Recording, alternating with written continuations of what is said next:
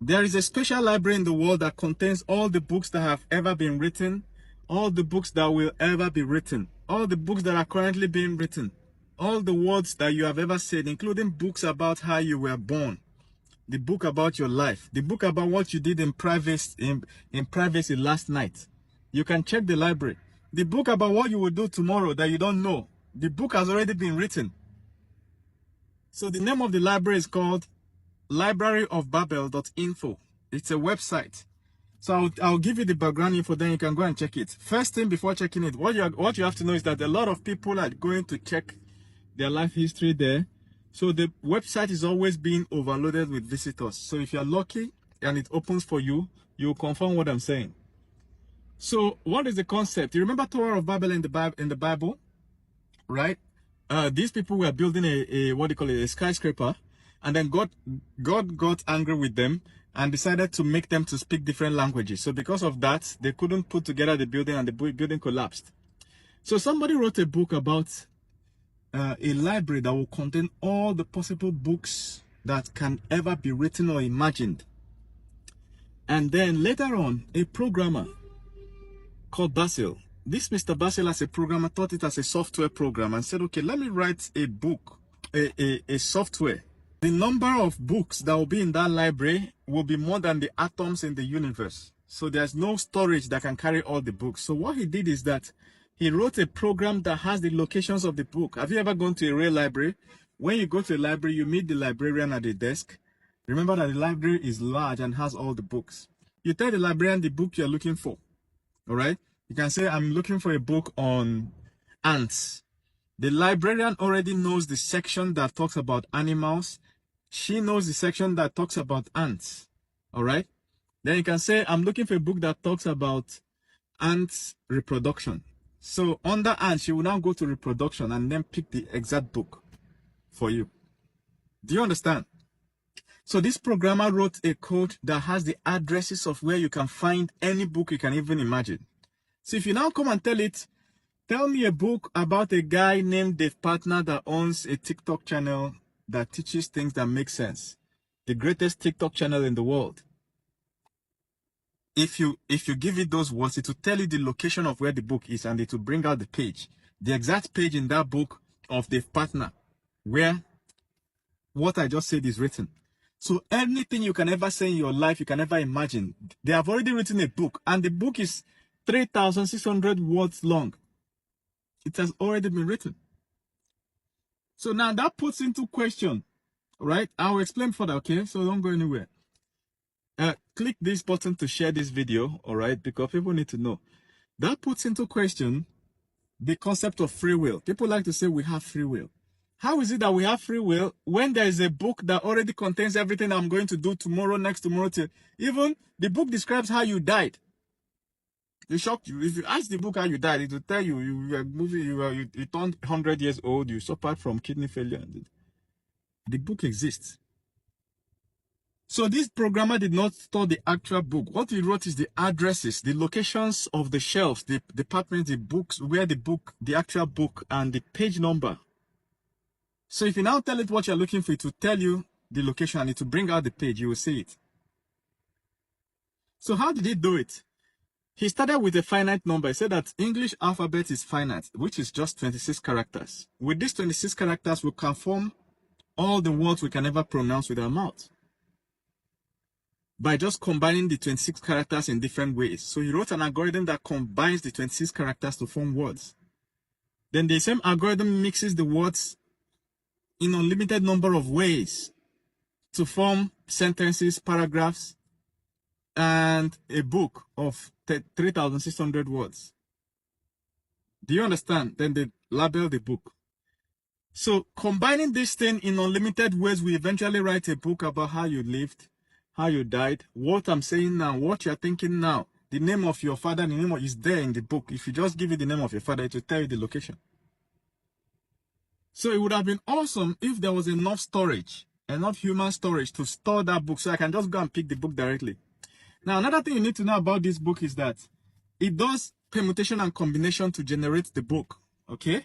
So which means even if you find a book that describes your life accurately, the book exists, okay? from the day you were born, the name of the hospital you were born, the name of your mother and father, how many years you are, everything, your biography. Up till this current moment that you're watching this video and the book rights that you're watching the TikTok video from the partner. From this moment now, there are unlimited possibilities. It has a limit, right? But there are a number of possibilities that you can do going forward. For instance, you can pause this video and go to the website. Another thing you can do is to keep watching this video. Another thing is to pause this video and scroll past. Another one is to pause this video and follow me. Another one is to pause this video and share. The number of things you can do from here is limited, right? I will say about 100, 200 different things. It's not hard to imagine. But these are 100, 200 different books. The next sentence of what you did after watching this has already made another 100 books. The next sentence after it is another 100 books for each of those 100. So we're dealing with tens of thousands of books, just 2 sentences apart. So the book about how you were born up to this moment is one book. But the book about what you're going to do in future, hundreds, billions of books. Do you understand? So you must have to give it, tell it which of those billions is going to find. Do you get what I'm saying? So, but it means that there's a limited number of things you can ever do. Everything you can possibly ever do is within a limited number. It can be described. So it's finite. It's not infinite. If it's finite, now imagine a mind that contains all this. Remember that the universe we don't have enough storage to contain it. Like, let's say we want to print all the books. We don't have enough storage. It's more than the atoms in the universe. The combinations, right? Remember that most of these books are gibberish. But now imagine a mind that can store this. This mind should be able to store more than the size of the universe. You know, the universe is simply memory. Stones, all these things are memory. They are keeping memory of chemicals, chemical combinations. Different chemical combinations will make a stone. The same set of chemical combination will make a human being. The same set of chemicals with different combination will make a flower. I don't know if you get what I'm saying. So at the end of the day, a mind that can store the whole universe and store all the possible combinations. So when they tell you that God knows the past, present, and future, it means that they are talking about a mind that will have all these possible books. They are not infinite, but they are incredibly large. A mind that has it. But the thing with nature is you can't trick nature, because at any point, any junction in your life, you always have like 100 to 1,000 different things you can do going forward. That is where free will comes in. So whether you choose to go left or right, yeah, it is free will, but you are constrained. You are within a constraint. It's like a prisoner telling a prisoner you can go anywhere you want as long as you are within the prison walls. Which means the guy that designed the prison has already predetermined how many possible places the prisoners can go. So you're like that person who has a limited number of possible things you can do, but you can't go beyond that limit. Do you understand? So now, even though what you can possibly do from now on going forward has been predetermined, the number, it is impossible for one entity to know which of these options are you going to choose. They can only know a limited number. Yes, he's going to make 1 or 2 different choices from here. He's going to make 5 to 10 different choices. But the particular choice you're going to make is dependent on you. So this mind, this mind is imaginary. Hope you know. But we're imagining that this imaginary mind, some people call it God. Some people say it doesn't exist. There's no mind that can contain that. Some people call it existence. Some people say we don't know till we see the mind.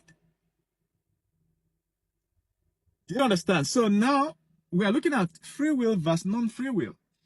So do we really have free will based on, can we just do anything?